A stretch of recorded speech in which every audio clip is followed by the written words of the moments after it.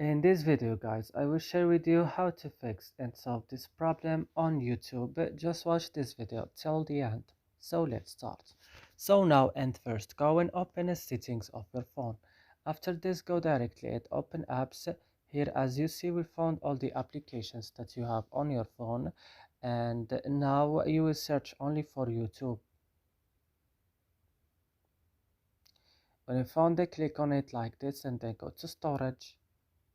On storage, go to clear data, the last button in the bottom of the screen, clear OK, and go back and click on force stop and click OK. And what's next is to turn off your Wi-Fi and turn on it again. And that's it. I hope this video is helpful for you. Don't forget to like, subscribe in our channel. See you in another video.